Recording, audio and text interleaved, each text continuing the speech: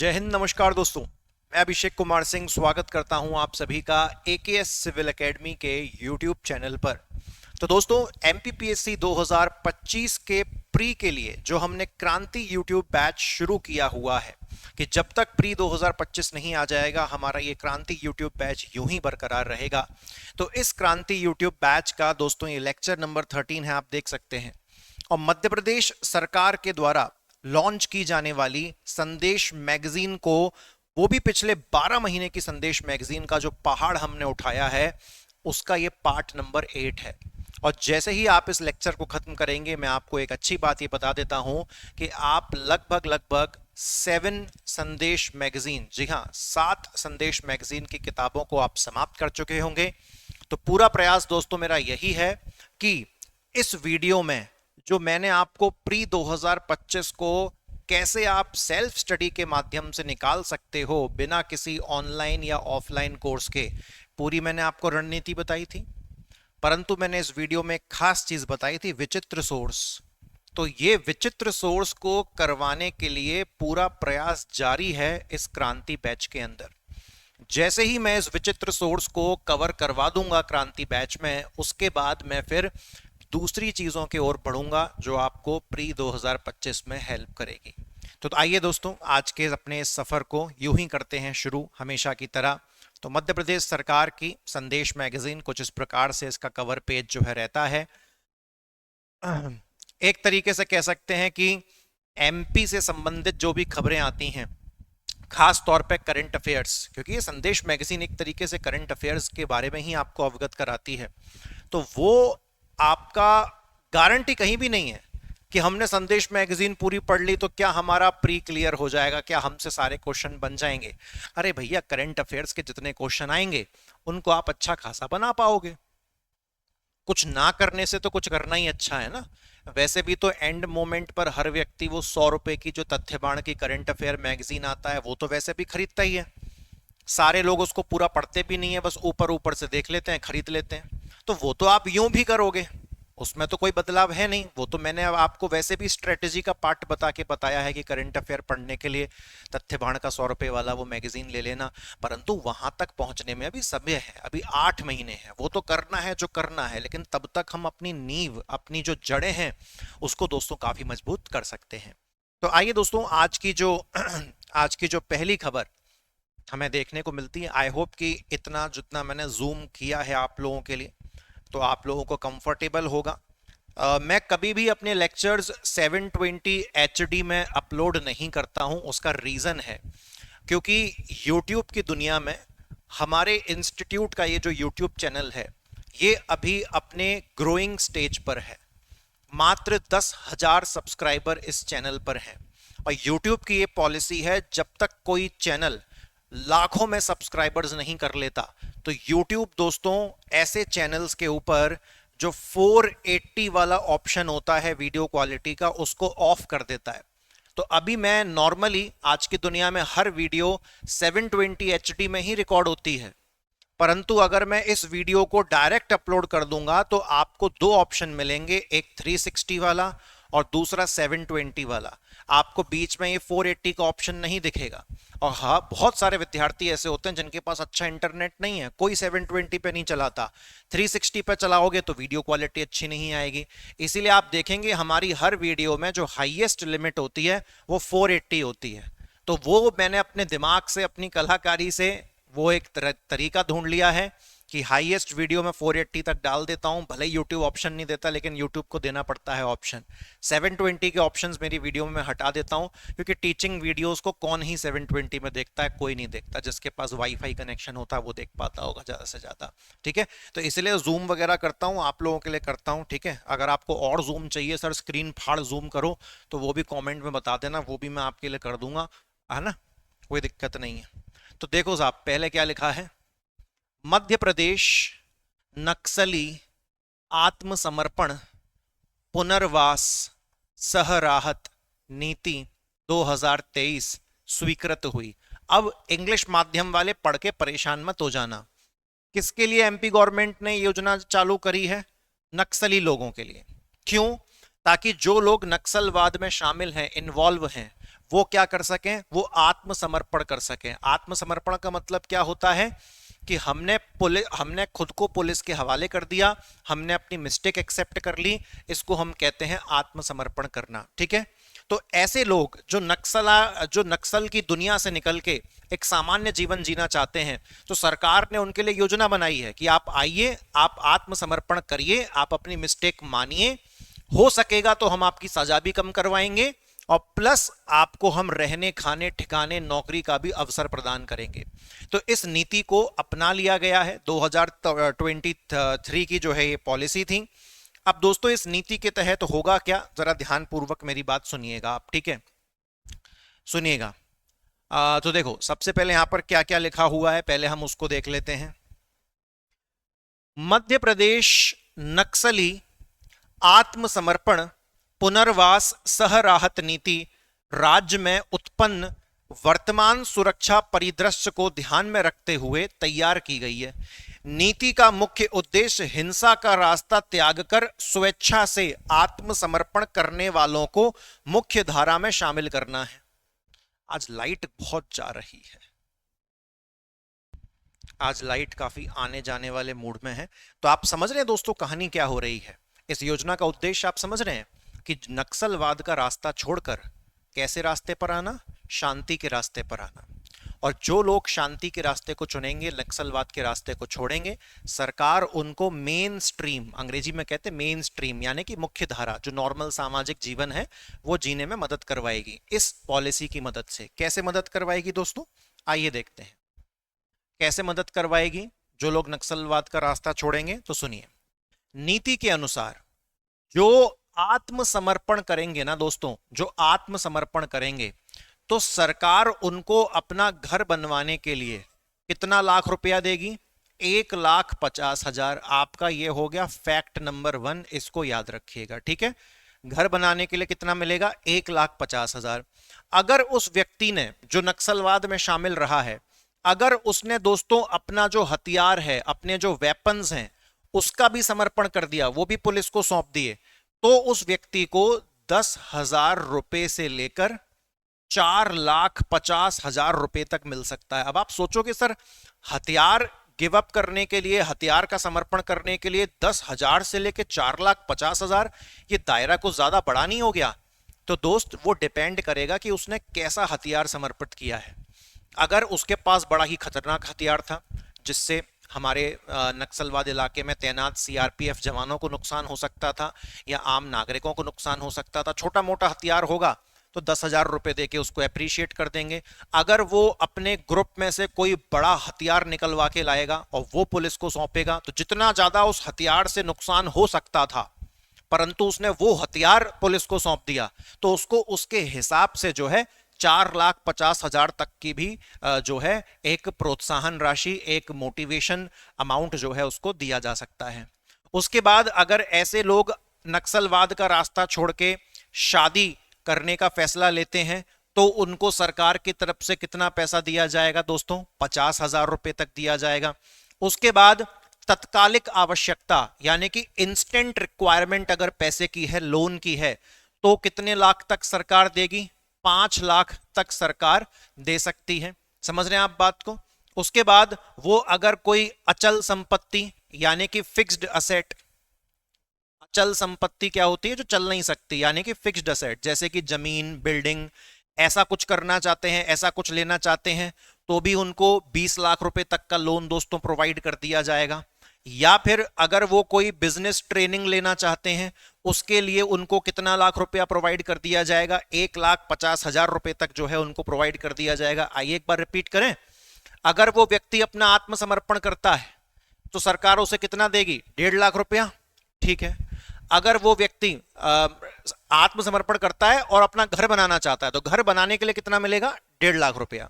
अगर वो अपना कोई हथियार समर्पण कर देता है तो 10,000 रुपए से लेकर 4,50,000 तक मिलेगा। अगर वो व्यक्ति शादी विवाह करना चाहता है तो उसको 50,000 रुपए तक का मिलेगा। अगर वो व्यक्ति कोई इमीडिएट रिक्वायरमेंट के लिए लोन चाहता है तो 5 लाख रुपए तक का लोन मिलेगा। अगर वो व्यक्ति कोई अचल संपत्ति यानी कि फिक्स्ड असेट खरीदना चाहता है तो उसको 20 लाख रुपए तक का लोन मिल सकता है। अगर वो व्यक्ति कोई प्रोफेशनल ट्रेनिंग करना चाहता है तो उसको जो है 1.5 लाख रुपए तक का लोन मिल सकता है। ठीक है, तो ये नीति बहुत इंपॉर्टेंट है दोस्तों, और कई बार एमपीपीएससी ये डिजिट्स वाले क्वेश्चन जो है पूछ लेती है।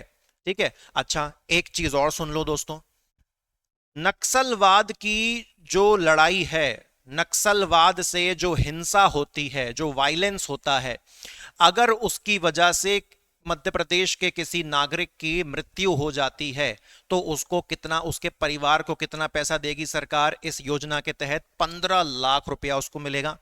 या फिर दोस्तों, या फिर और क्या लिखा हुआ है, मृत सुरक्षाकर्मी के परिवार को 20 लाख, यानी कि जो सुरक्षा में जो पुलिस इन्वॉल्व थी, है ना, जो सुरक्षाकर्मी थे, अगर उनको नक्सलवाद की वजह से जान गंवानी पड़ती है तो उनको 20 लाख रुपया दिया जाएगा। अगर नक्सलवाद की वजह से किसी को अपनी बॉडी में डिसेबिलिटी हो जाती है, असक्षमता हो जाती है, तो उसे 4 लाख रुपया जो है दोस्तों दिया जाएगा। समझ में आ रही है कहानी? जी हाँ। और अगर कोई नक्सलवाद के वायलेंस की वजह से, हिंसा की वजह से किसी परिवार में किसी नागरिक की मृत्यु हो जाती है तो उसके परिवार के किसी एक मेंबर को, उसके परिवार के किसी एक मेंबर को 3rd ग्रेड या 4th ग्रेड वाली पोस्ट पर नौकरी भी दी जाएगी। समझ में आया? तो अगर नक्सलवाद के वायलेंस की वजह से किसी की जान गई है तो कितना मिलेगा? 15 लाख। अगर वो एक सुरक्षाकर्मी था, मतलब नक्सलवाद से प्रोटेक्शन में पुलिस वगैरह था, तो 20 लाख रुपया मिलेगा। अगर कोई शरीर में डिसेबिलिटी हो गई, असक्षमता, कभी कभार जुबान जो है ऐसी लड़खड़ा जाती है, तो उसको 4 लाख रुपए जो है दिया जाएगा। और अगर एक और ऑप्शन यहां पे सरकार ने दिया है कि अगर किसी व्यक्ति की मृत्यु हो गई है तो उसके परिवार के किसी सदस्य को जो है हम या तो 3rd ग्रेड या 4th ग्रेड में क्या दे देंगे? नौकरी दे देंगे। ठीक है, तो योजना काफी बड़ी है और योजना काफी डिटेल्ड है, इसीलिए मुझे इतनी बार आपके लिए इसमें रिपीट करना पड़ा है। उसके बाद दोस्तों यहां पर एक शब्द निकल के आया है, पहले इस शब्द को सुन लो। आज की जो हेडलाइंस है ना, वो थोड़ी सी ज्यादा एक्सप्लेनेशन मांगेगी हमसे। एक शब्द और निकल के आया, IFMIS, नेक्स्ट जनरेशन। देखिए, ये जो IFMIS है ना, ये एक तरीके की टेक्नोलॉजी है। अभी आगे नेक्स्ट जनरेशन शब्द मत जोड़ना, केवल क्या बोलो? IFMIS। ये एक तरीके की दोस्तों टेक्नोलॉजी है जिसको भारत सरकार यूज करती है। जिसको कौन यूज करता है दोस्तों? इंडियन गवर्नमेंट, भारत सरकार यूज करती है। और इस टेक्नोलॉजी के माध्यम से हर एक चीज को डिजिटल किया जा सकता है। हर एक चीज को डिजिटल करने का मतलब यह है कि जो बेनिफिशियरीज हैं, जिनको सरकार योजनाओं के फायदे देती है, तो सरकार उनके आधार कार्ड से लिंक करके डायरेक्टली पैसा उनके बैंक अकाउंट में जमा कर देती है। यानी कि आधार कार्ड की जानकारी मात्र होने पर भी सरकार सीधे खाते में पैसा भेज देती है। तो ये पूरा डिजिटली सॉफ्टवेयर को हम लोग क्या कह रहे हैं? IFMIS। तो ये इंडियन गवर्नमेंट में तो पहले से ही चल रहा है। अब एमपी गवर्नमेंट ने क्या किया है कि इसी IFMIS के आगे 2 एक्स्ट्रा शब्द जोड़ दिए, नेक्स्ट जनरेशन। तो ये अब एमपी गवर्नमेंट की योजना हो गई। एमपी गवर्नमेंट का काम वही सेम रहेगा, जैसे कि प्रॉपर मैनेजमेंट हो हर चीज का, सॉफ्टवेयर का विकास हो, हार्डवेयर इंफ्रास्ट्रक्चर डेवलप हो, बस इतना। तो आपको याद क्या रखना है कि एमपी गवर्नमेंट का जो डिजिटल सॉफ्टवेयर है फॉर प्रॉपर मैनेजमेंट, प्रॉपर प्रबंधन, खास तौर पे ऐसी चीजों का जहां पर लोगों को योजनाओं का पैसा भेजा जाता है उनके अकाउंट में, तो उसके लिए सरकार ने कौन सा सॉफ्टवेयर तैयार किया है? भारत सरकार की तर्ज पर, यानी कि जैसा भारत सरकार ने बनाया वैसा ही। तो सरकार ने बनाया, इंडियन गवर्नमेंट ने IFMIS, और एमपी गवर्नमेंट ने क्या कर दिया है? उसके आगे 2 शब्द और जोड़ दिए, नेक्स्ट जेन। जेन का मतलब होता है जनरेशन। ठीक है, अच्छा बाकी इसका अमाउंट वगैरह आपको याद रखने की जरूरत नहीं है।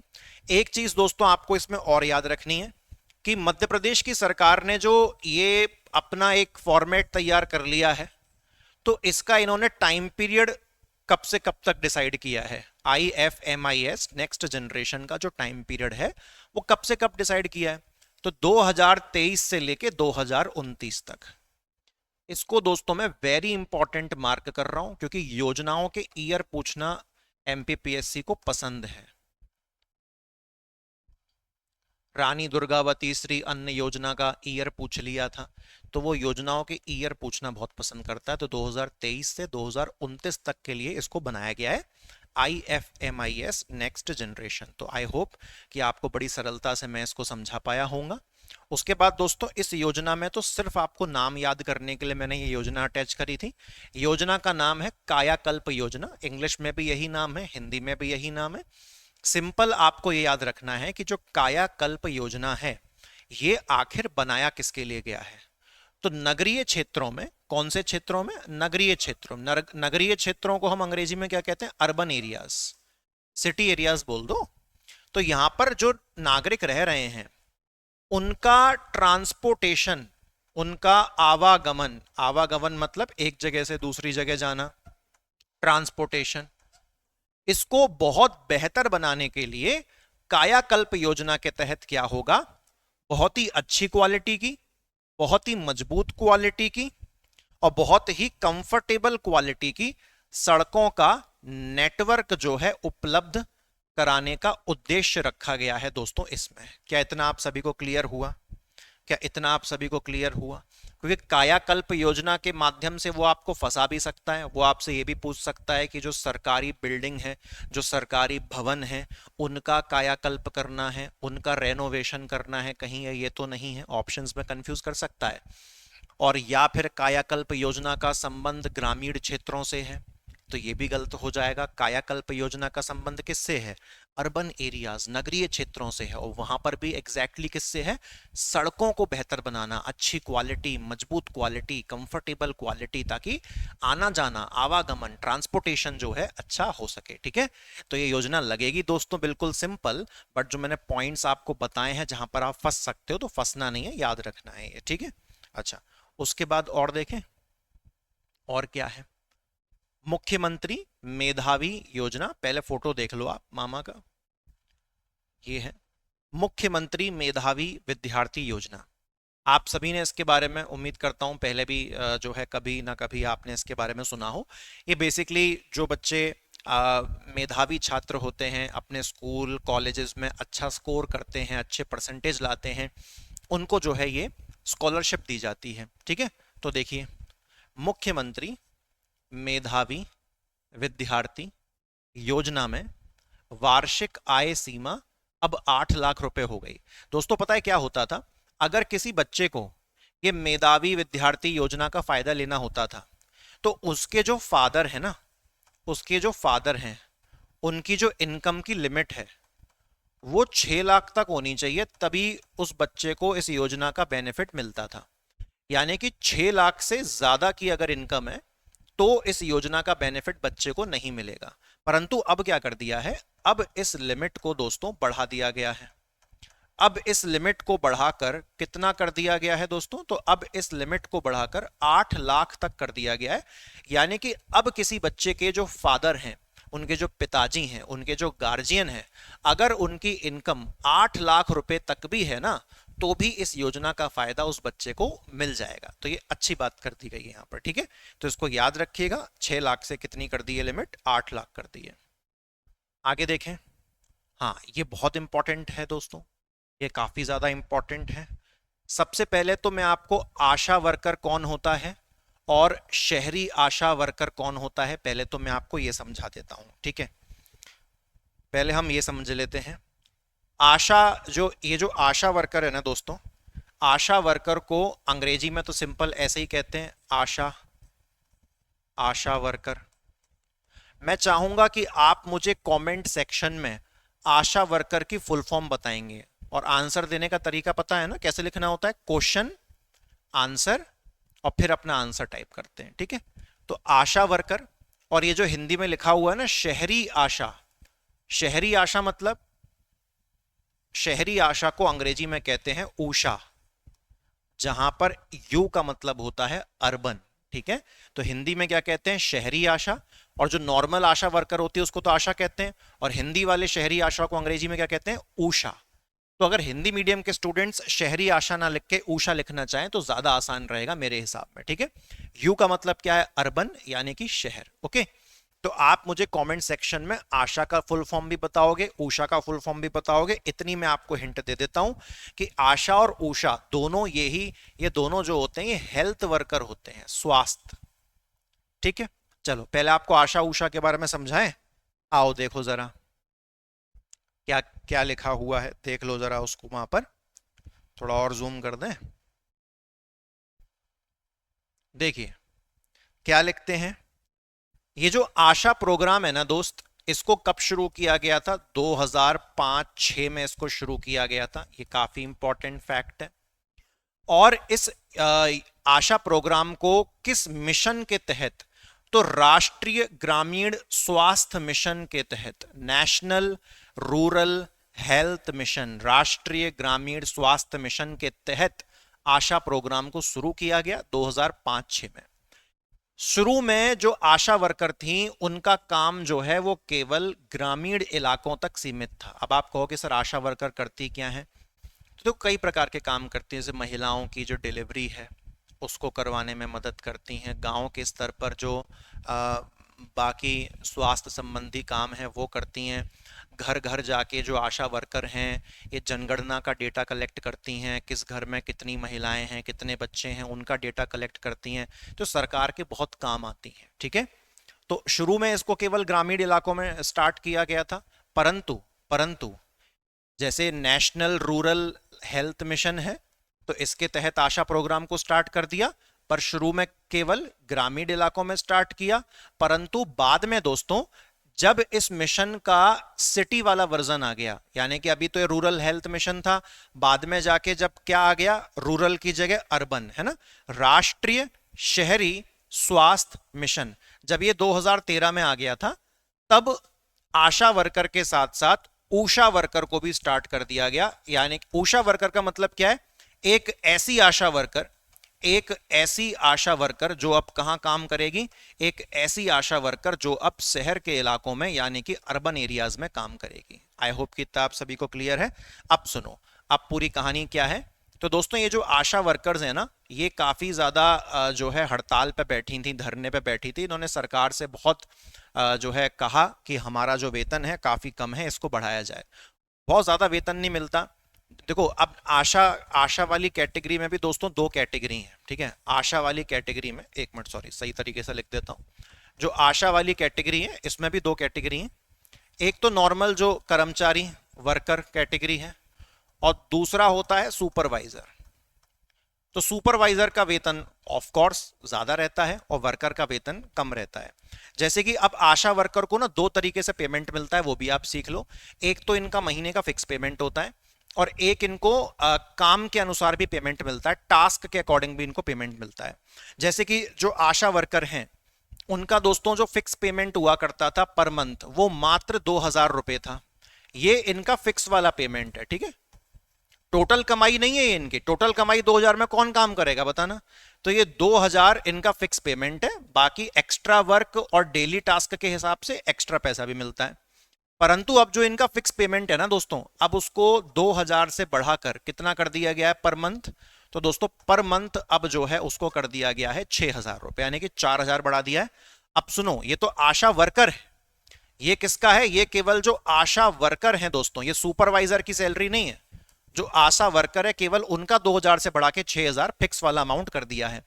उसके बाद दोस्तों प्रतिवर्ष, एवरी ईयर, जैसे जैसे महंगाई बढ़ती है तो उपभोक्ता मूल्य सूचकांक के अनुसार 1000 रुपए इनकी इनकम बढ़ाती जाती थी फिक्स वाली।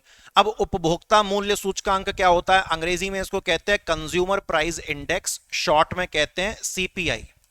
कंज्यूमर प्राइस इंडेक्स बेसिकली ये बताता है कि जो कंज्यूमर है वो अलग अलग साल में, अलग अलग समय में उतने ही पैसे से कितना जो है खरीद पा रहा है।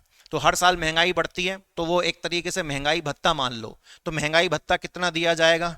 1000 रुपए जो है अधिकतम दिया जाएगा सालाना। उसके बाद दोस्तों जो आशा वर्कर की जगह जो आशा सुपरवाइजर है, उन्हें तो डेली कितना रुपया मिलेगा? 500 रुपया। परंतु एक महीना, अब 500 × 30 कर लो, अगर 31 दिन का भी महीना है तो ऐसा नहीं है कि 15,000 से ज्यादा मिल जाएगा। हाईएस्ट लिमिट कितनी रहेगी? 15,000। तो जो आशा वर्कर ना हो के आशा सुपरवाइजर है, उसे कितना मिलेगा दोस्तों? 15,000 पर मंथ के हिसाब से जो है उसको मिलेगा। ठीक है। अच्छा, अब एक चीज और सुनो, अब एक चीज और सुनो। जो आशा वर्कर और जो आशा सुपरवाइजर अब रिटायर हो चुकी हैं, तो रिटायरमेंट के टाइम पर अब उनको कितना पैसा दिया जाएगा? 1 लाख रुपए दिया जाएगा। कितना पैसा दिया जाएगा? 1 लाख रुपए दिया जाएगा। कब? रिटायरमेंट के टाइम पर। इतना क्लियर हो गया? बहुत बढ़िया। तो बस इतना ही इसमें आपको जानना था। मैंने इसीलिए कहा था दोस्तों, जो आज की खबर है वो थोड़ा सा एक्सप्लेनेशन जो है वो ज्यादा डिमांड करेगी। दोस्तों अब ये कौन सी खबर आ गई? मध्य प्रदेश देव नारायण बोर्ड, ठीक है, का गठन का अनुसमर्थन। अनुसमर्थन मतलब किसी चीज को, कोई कोई बात अगर मैंने पहले कही थी तो मैं आज भी अपनी उस बात पर डटा हुआ हूं, खड़ा हुआ हूं, उसको हामी भर रहा हूं। इसको कहते हैं अनुसमर्थन करना। ठीक है। तो देखिए दोस्तों, जो गुर्जर कम्युनिटी होती है ना, जो गुर्जर कम्युनिटी होती है, तो गुर्जर कम्युनिटी के वेलफेयर के लिए, अब गुर्जर कम्युनिटी जो है वो जनरल कैटेगरी में तो आती नहीं है।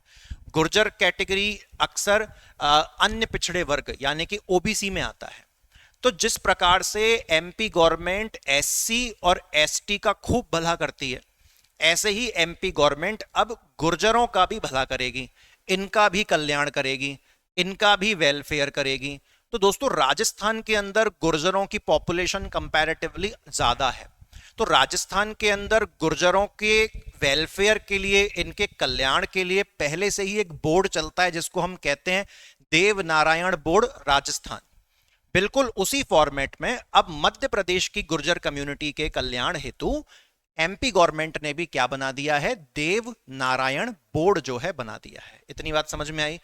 इस बोर्ड को बनाने की जो बात है वो सरकार ने 28 सितंबर 2020 को पहली बार कही थी, लेकिन ये तारीख आपके लिए इंपॉर्टेंट नहीं है। और अब 2023 में जाके फाइनली सरकार ने इसको क्रिएट भी किया और इसके अध्यक्ष भी चुन लिए गए। देव नारायण बोर्ड, तो देव नारायण बोर्ड मध्य प्रदेश वाला देव नारायण बोर्ड है। तो इसके अध्यक्ष किसे चुना गया है? रघुवीर पटेल को। किसे चुना गया है दोस्तों? रघुवीर पटेल को। और देव नारायण बोर्ड जो है वो किस कम्युनिटी के वेलफेयर के लिए बना है? तो गुर्जर कम्युनिटी के वेलफेयर के लिए बना है। आई होप कि ये भी आपको क्लियर हो गया। रघुवीर पटेल, ये इनका फोटो यहां पर लगा हुआ है। आगे बढ़ें दोस्तों, चलिए। उसके बाद ये भी बहुत अच्छी खबर है। क्या कहा जा रहा है? अगर उर्दू सब्जेक्ट में, उर्दू विषय में 90% से अधिक मार्क्स अगर आए हैं 10वीं से लेके 12वीं तक के विद्यार्थी को, तो उसको जो है प्राइज दिया जाएगा, उसको अवार्ड दिया जाएगा। ठीक है। अगर 10वीं से 12वीं के बीच में अगर किसी विद्यार्थी के उर्दू सब्जेक्ट में 90% से अधिक मार्क्स आते हैं तो उसको अब सरकार जो है प्राइज देगी, उसको जो है अवार्ड देगी। कितना प्राइज जो है यहां पर दोस्तों दिया जाएगा? तो आइए देखते हैं हम जरा, आइए देखते हैं।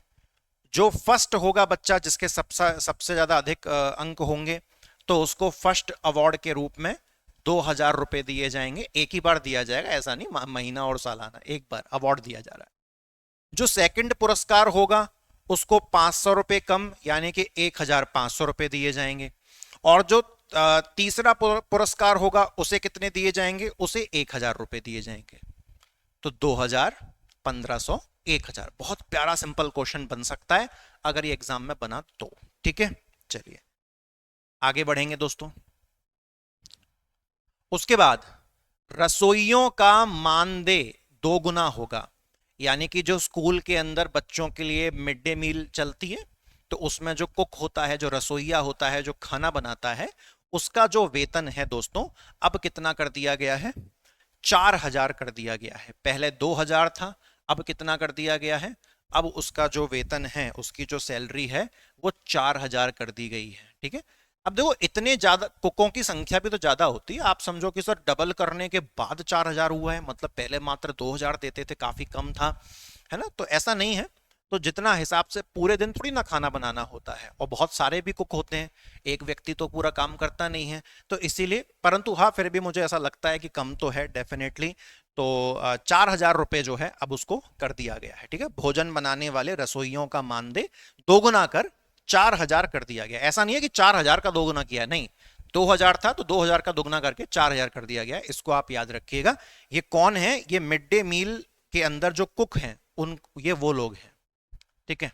अच्छा, उसके बाद दोस्तों ये कहानी, हो सकता है इसमें से आप में से बहुत से लोगों को ये चीज ना भी पता हो। दोस्तों एक शब्द होता है जिसे सरकार कहती है लोकतंत्र सेनानी।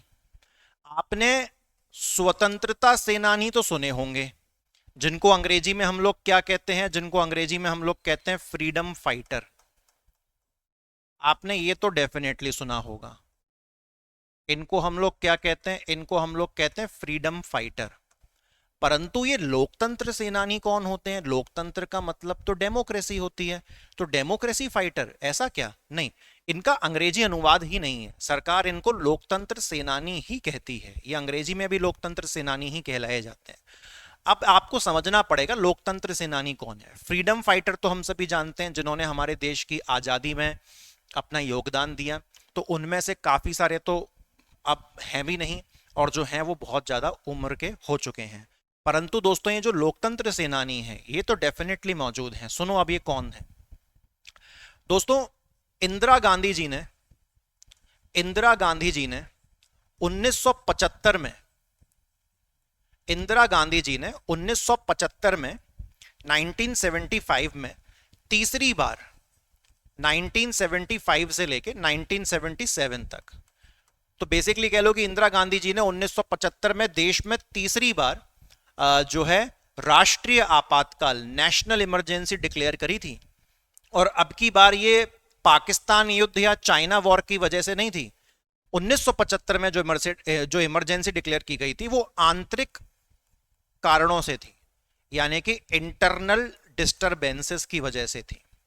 और कई दफा कहा जाता है, कई दफा इंदिरा गांधी जी पर इल्जाम लगता है कि इन्होंने अपने निजी फायदे के लिए ये इमरजेंसी लगाई, और इसको black day in the India's democracy भी कहा जाता है, कि भारतीय लोकतंत्र में जहां पर जनता के पास पूरी शक्ति होती है उस पर एक ये बहुत बड़ा काला धब्बा है कि कैसे किस प्रधानमंत्री ने अपने निजी स्वार्थ के लिए राष्ट्रीय आपातकाल जो है 1975 में लगा दिया था। तो अब अभी सुनूंगा इसकी पूरी कहानी, आप सुनते जाओ, आपको मजा आएगा। ये आपातकाल दोस्तों अगर कोई आपसे नॉर्मली पूछ ले तो कितने महीने का था? ये 21 मंथ का था। लोगों को जेल में डाल दिया गया था एक एक महीने, 21 महीने का आपातकाल था, समझ रहे हो? 21 महीने देश का माहौल केवल इमरजेंसी का, कुछ होता है 1-2 महीने का कोविड का लॉकडाउन हुआ, उसमें हालत खराब हो गई। आप 21 महीने का सोचो क्या हालत हुई होगी। लोगों को जेल में डाला गया जबरदस्ती, लोगों को पीटा गया, मारा गया।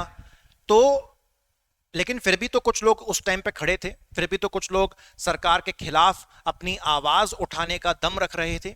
ऐसे ही लोगों को लोकतंत्र सेनानी कहा जाता है, जिन्होंने उस समय जब उनके साथ कोई नहीं था लेकिन फिर भी देश की डेमोक्रेसी को, देश के लोकतंत्र को बचाने के लिए ऐसे लोगों ने सरकार के खिलाफ जाना भी कम नहीं समझा, और सरकार ने इनको चाहे कितना मारा हो, पीटा हो, जेल में डाला हो, परंतु ये इन्होंने हार नहीं मानी। अब देखिए, अब ऐसे लोगों के सम्मान में, ऐसे लोगों को सम्मान में क्या कहा जा रहा है? लोकतंत्र सेनानी। और ये केवल एमपी गवर्नमेंट में नहीं, हरियाणा गवर्नमेंट वाले भी करते हैं, और भी 2-4 राज्य वाले ये काम करते हैं।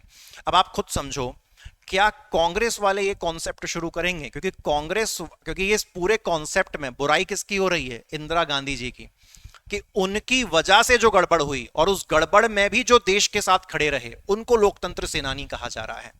तो ऑफ कोर्स सी बात है कि ये जो लोकतंत्र सेनानी वाला जो पूरा कॉन्सेप्ट है, ये ऑपोजिशन पार्टी, खास तौर पे बीजेपी के द्वारा जो है स्टार्टेड है। क्योंकि कभी भी कांग्रेस कभी भी अपने ही खिलाफ और अपनी ही एक पूर्व प्रधानमंत्री के खिलाफ कभी जाएगी नहीं, ठीक है। अब आप समझे कहानी, अब सुनो। तो जो लोकतंत्र सेनानी है, जिन्होंने इमरजेंसी के दौरान जो है लोकतंत्र के साथ जो खड़े रहे, अब उनको प्रति माह यानी कि मंथली कितना पैसा दिया जाएगा? 30,000 रुपए। जी हां, 30,000 रुपीज।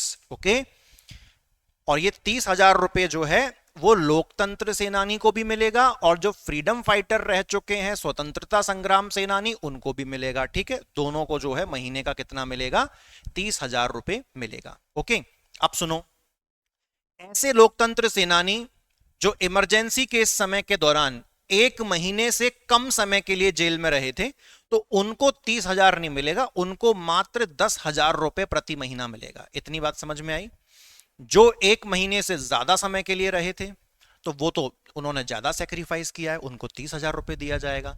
जो 1 महीने से कम समय के लिए जेल में रहे थे, सेक्रीफाइस उन्होंने भी किया है बट थोड़ा सा कम किया है, तो इसीलिए उनको 10,000 रुपए जो है मासिक दिया जाएगा। अब मेरी बात सुनो, ऐसे लोकतंत्र सेनानी, जरूरी थोड़ी ना है कि 1975 से अभी तक भी वो जिंदा हो, तो ऐसे लोकतंत्र सेनानी जो जिनकी डेथ हो चुकी है, मृत्यु हो चुकी है, तो उनके परिवार को प्रति महीना कितने रुपए दिए जाएंगे? 8,000 रुपए जो है वो दिए जाएंगे। कायदे से जो नहीं भी मौजूद हैं उनको भी उतना ही अमाउंट मिलना चाहिए, उनका भी तो योगदान बराबर का ही था, परंतु ठीक है, सरकार ने ऐसा फॉर्मेट सुना है। तो 30,000, 10,000, 8,000। ओके, इसको याद रखेंगे।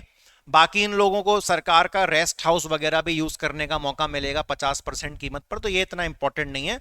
वो 30,000, 10,000 और 8,000। और सबसे बड़ी बात, तो लोकतंत्र सेनानी का कॉन्सेप्ट आपने सीखा है, जो कि बहुत जरूरी था। ठीक है, अच्छा, उसके बाद दोस्तों यहां पर देखिए, यहां पर कौन सी खबर है? 100 साल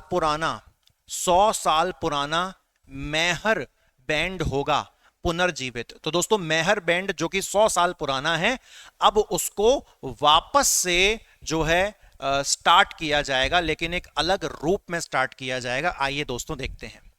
मध्य प्रदेश में 100 वर्ष पुरानी 100 ईयर्स ओल्ड संगीत धरोहर मैहर बैंड को अब वापस से रिजुविनेट किया जाएगा, पुनर्जीवित किया जाएगा।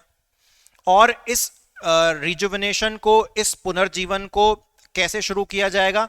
तो मैहर बैंड नहीं शुरू कर रहे, मैहर बैंड गुरुकुल को शुरू किया जा रहा है। इस नाम से इसको वापस पुनर्जीवित करेंगे, मैहर बैंड गुरुकुल। ठीक है, अब क्या होगा कि इस गुरुकुल में इस गुरुकुल में बाबा उस्ताद अलाउद्दीन खान की 150 दुर्लभ बंदिशों का प्रशिक्षण दिया जाएगा। मतलब जो बाबा उस्ताद अलाउद्दीन खान थे, जिन 150 स्किल्स में ये एक्सपर्ट थे, अब उन 150 स्किल्स के अंदर इस गुरुकुल में, मैहर बैंड गुरुकुल में ट्रेनिंग दी जाएगी। इतना आपको क्लियर हुआ?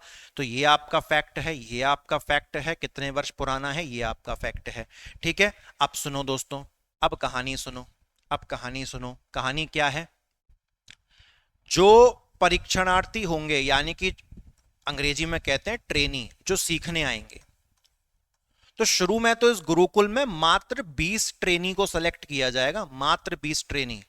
और इनको कितने साल की ट्रेनिंग दी जाएगी इस गुरुकुल के अंदर? तो इनको मैक्सिमम 2 साल का कोर्स करवाया जाएगा। ये बहुत इंपॉर्टेंट फैक्ट है। कितने साल का कोर्स करवाया जाएगा? मैहर बैंड गुरुकुल में 2 साल का कोर्स करवाया जाएगा। पहले कितने सेलेक्ट किए जाएंगे? मात्र 20। और ये जो 20 लोग सेलेक्ट किए जाएंगे ना, इनको दोस्तों पर मंथ 10,000 रुपए की स्कॉलरशिप भी दी जाएगी। जी हां, इनको 10,000 रुपए की दोस्तों स्कॉलरशिप भी दी जाएगी। वो भी आप सुनिए, और सुनिए आप, और सुनिए। ये जो मैहर बैंड है, इसमें से रिटायर्ड 5 संगीतकारों को ट्रेनर के रूप में, टीचर के रूप में सेलेक्ट किया जाएगा। और उन्हें कितना अमाउंट दिया जाएगा? 37,500, यानी कि 37,500 रुपए उनको मिलेंगे। और 2 वर्ष तक प्रति माह जो ट्रेनी है 10,000 उसको मिलेगा। इतना क्लियर हुआ? कर पाएंगे आप आराम से? बहुत बढ़िया, ये हो गया अपना। तो कौन सा बैंड है? मैहर बैंड है। उसके बाद दोस्तों और देखिए, संस्कृत के अध्ययन और अध्यापन। अध्ययन मतलब होता है स्टडी, और अध्यापन मतलब होता है टीचिंग। तो संस्कृत सीखने के लिए और संस्कृत पढ़ाने के लिए महर्षि पाणिनि केंद्र कहां ओपन किया जाएगा? रीवा में। ठीक है, तो संस्कृत सीखने के लिए और संस्कृत सिखाने के लिए क्या ओपन किया जाएगा? महर्षि पाणिनि केंद्र। कहां पर ओपन किया जाएगा? फैक्ट है साहब, कहां पर? रीवा में ओपन किया जाएगा। क्या इतनी बात आप सभी को क्लियर हुई? अच्छा, अब सुनिए यहां पर, अब यहां पर ध्यान से सुनिए, इसमें तो मेन मोटा काम यही लग रहा है, महर्षि पाणिनि केंद्र रीवा में। और मुख्य काम क्या होगा? मुख्य काम क्या होगा? संस्कृत सीखना और सिखाना। उसके बाद दोस्तों हम जानते हैं कि एक बुक है, एक टेक्स्ट है, एक ग्रंथ है जिसको कहते हैं अष्टाध्यायी। तो ये जो अष्टाध्यायी ग्रंथ है, ये किसके द्वारा जो है लिखा गया है, जिसमें संस्कृत भाषा के बारे में आपको सारी जानकारी मिलती है? तो ये महर्षि पाणिनि के द्वारा जो है लिखा गया है, और इसीलिए इन्हीं के नाम पर महर्षि पाणिनि केंद्र शुरू किया जा रहा है, जहां पर संस्कृत सिखाई जाएगी और बच्चे आके वहां पर जो है संस्कृत सीखेंगे। इतनी चीज आप सभी को क्लियर हुई? चलिए, उसके बाद दोस्तों ये जो था ना, ये जो हेडिंग है, ये थोड़ा सा आपको ऐसा लगेगा कि ये क्या है, मतलब बड़ा बताऊंगा मैं आपको, थोड़ा सा होमवर्क दूंगा मैं इसमें आपको। आप रजिस्टर तो सबने बनाया हुआ है ना क्रांति पेज का, कुछ भी नहीं मिल, मेरी तरफ से मैं कोई पीडीएफ वगैरह नहीं दूंगा। मैं इसकी कोई पीडीएफ की आदत मैं अपने पास रखता हूँ ना मैं आपको देना चाहता हूँ। पहली डिलीट कर देता हूँ, तभी दूसरी बनाता हूँ। रजिस्टर में लिखनी है छोटा छोटा, शॉर्ट शॉर्ट में, समझ रहे हैं? पीडीएफ का जंजाल नहीं क्रिएट करना है अपने पास।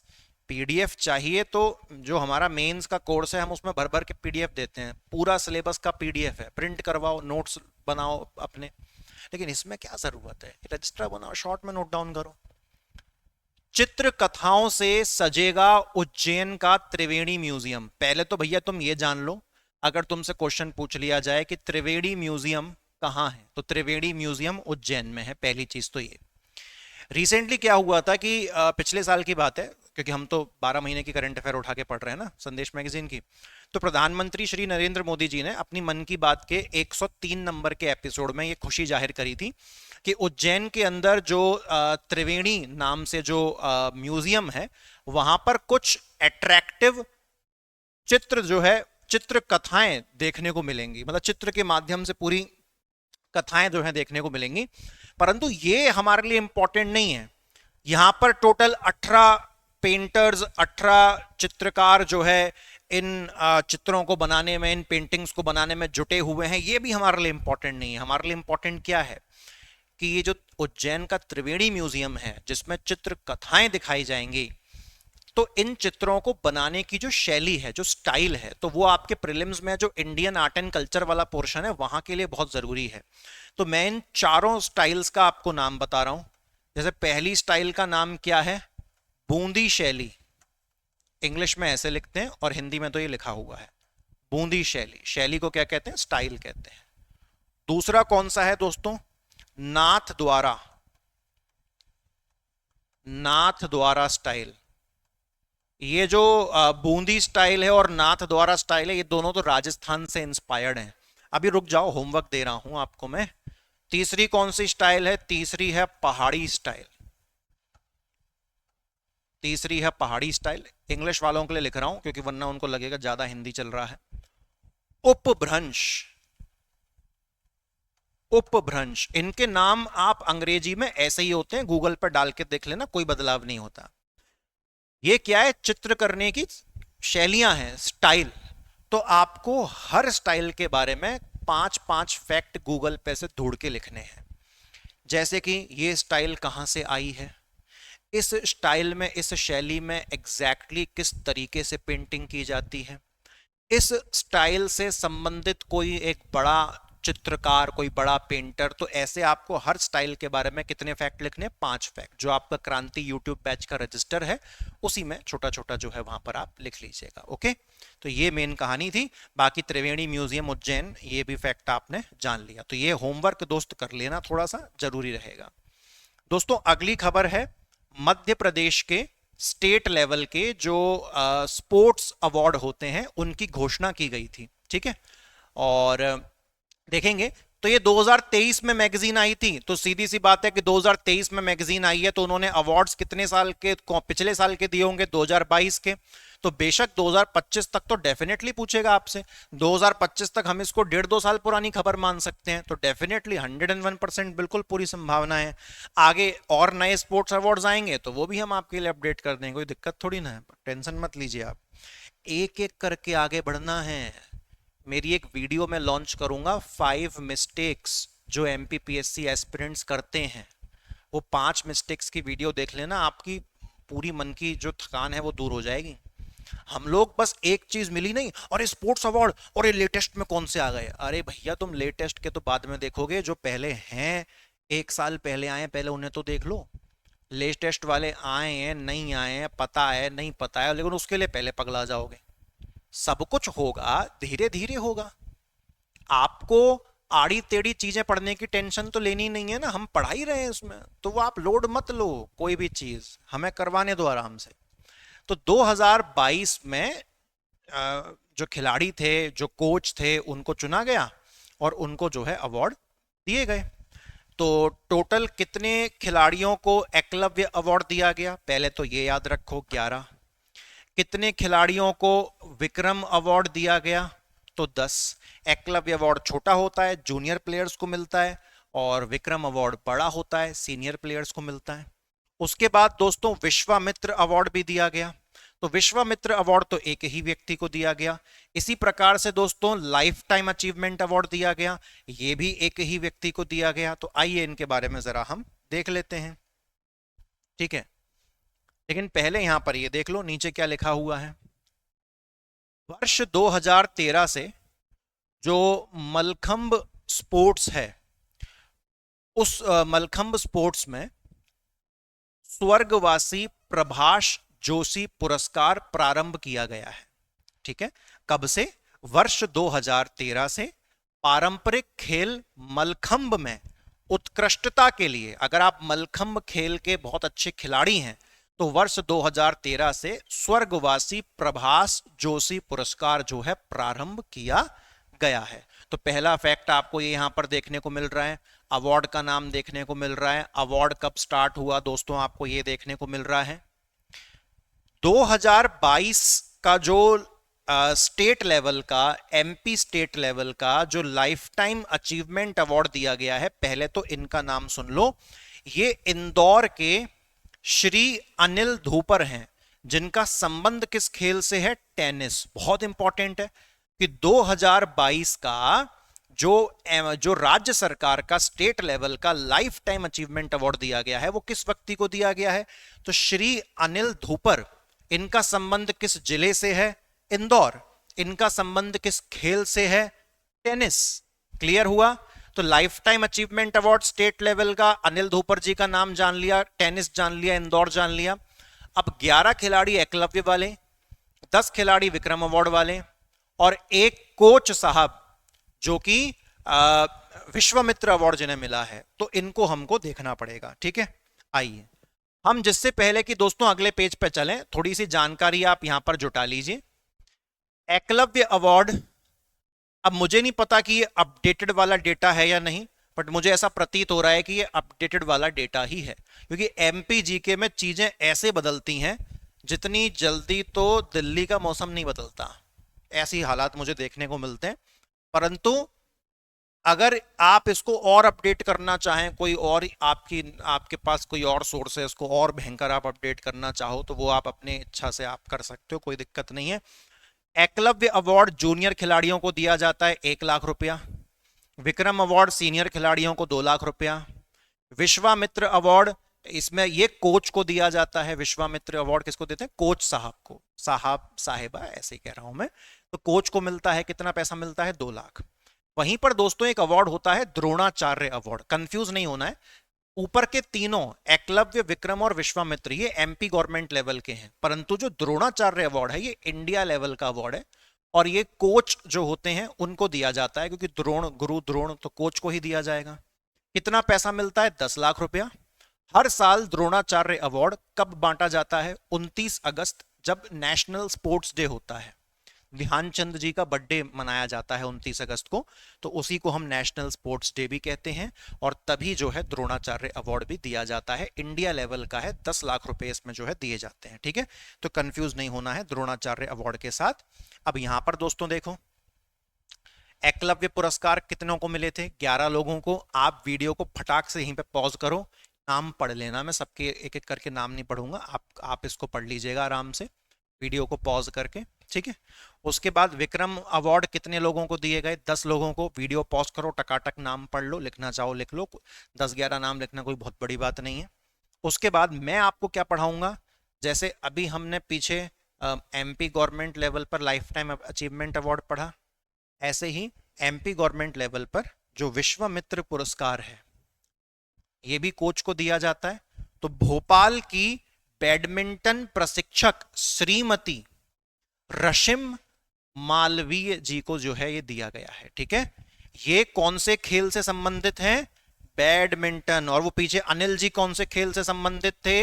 लाइफ टाइम अचीवमेंट अवार्ड वाले टेनिस। और ये किससे संबंधित हैं? श्रीमती रशिम मालवीय बैडमिंटन। अनिल जी का संबंध किससे था? इंदौर जिले से। रशिम जी का संबंध किससे है? श्रीमती रशिम जी का भोपाल से। ठीक है, तो याद कर लेंगे आप ये अच्छे से। चलो, उसके बाद देखो, एक मैंने यहां पर आपके लिए क्वेश्चन अटैच किया है ना, ताकि आप गड़बड़ ना करो कैसी सी भी कैसी। ये देखिए, इनमें से वो कौन सा अवार्ड है जो एमपी गवर्नमेंट के द्वारा दिया जाने वाला सर्वोच्च अवार्ड है, हाईएस्ट अवार्ड? कौन सी कैटेगरी में? जो कोच को दिया जाता है। तो एमपी गवर्नमेंट में कोच को एकलव्य अवार्ड तो देते नहीं है, तो जूनियर खिलाड़ियों को मिलता है। विक्रम अवार्ड सीनियर खिलाड़ियों को मिलता है। द्रोणाचार्य अवार्ड तो इंडिया लेवल पर कोच को मिलता है। तो एमपी गवर्नमेंट लेवल पर कोच के लिए हाईएस्ट अवार्ड कौन सा है? विश्वामित्र अवार्ड, जो कि किसे दिया गया? श्रीमती रशिम मालवीय जी, जिनका संबंध बैडमिंटन के खेल से है और भोपाल जिले से है। ठीक है, अच्छा आगे बढ़ेंगे दोस्तों। थोड़ा लेक्चर आपको हो सकता है लंबा लग रहा हो, क्योंकि मैंने इसको कल मैं लेक्चर नहीं ले पाया था, क्योंकि काफ़ी लेट हो गए थे हम लोग।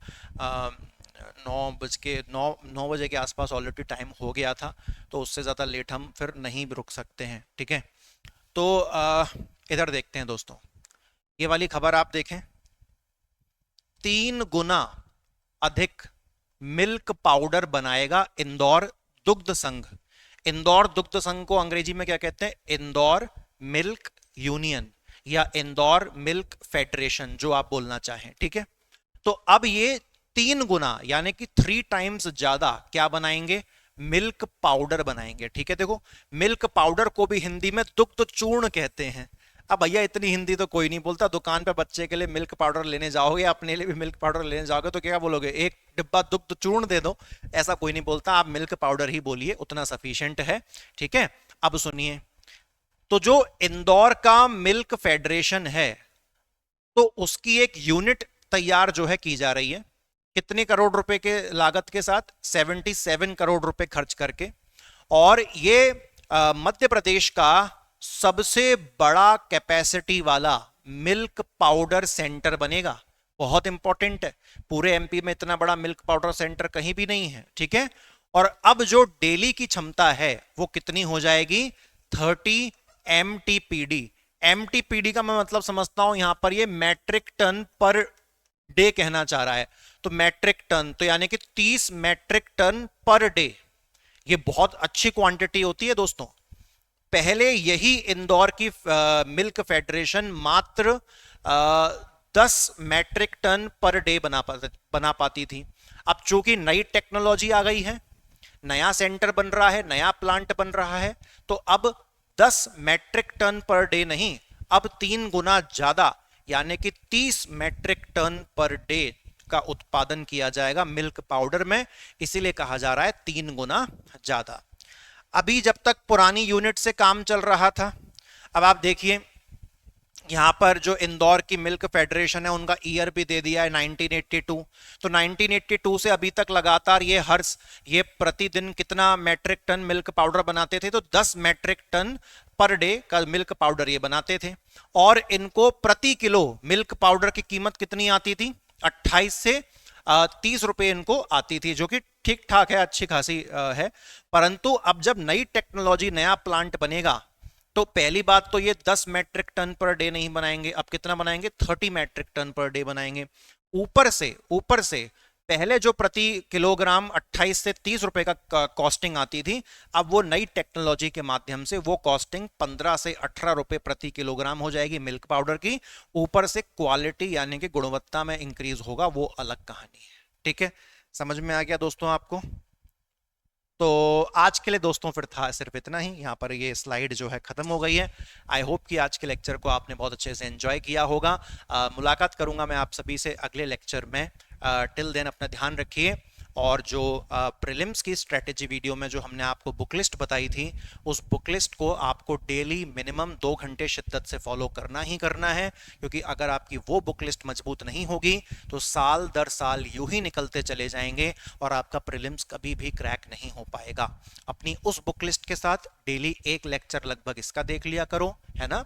और जो ये सब काम करने में आपके 2.5-3 घंटे खर्च होंगे, 3 घंटे एक्स्ट्रा 2 घंटे दे दिया करो, मेंस का कोर्स ज्वाइन कर लो, एक लेक्चर मेंस का देख लिया करो, मेंस अपना चलाते रहो बढ़िया तरीके से। और मेंस को अगर कोर्स के माध्यम से नहीं करना चाहते हो, सेल्फ स्टडी के माध्यम से करना चाहते हो, समय डेफिनेटली उसमें ज़्यादा खर्च होगा, बट अगर आप तैयार हो उस चीज़ के लिए भी तो वैसे करो। परंतु बिना मेंस के जाओगे तो जैसा मैं कहता हूं, हमेशा एक खोखली सड़क का निर्माण करोगे। देखने में सड़क लगेगी तो चलने लायक, परंतु वो खोखली होगी, जैसे ही आगे जाओगे नीचे ढह जाओगे, किसी काम की सड़क वो नहीं होगी। तो थैंक यू दोस्तों, जय हिंद, मुलाकात करेंगे अगले वीडियो में।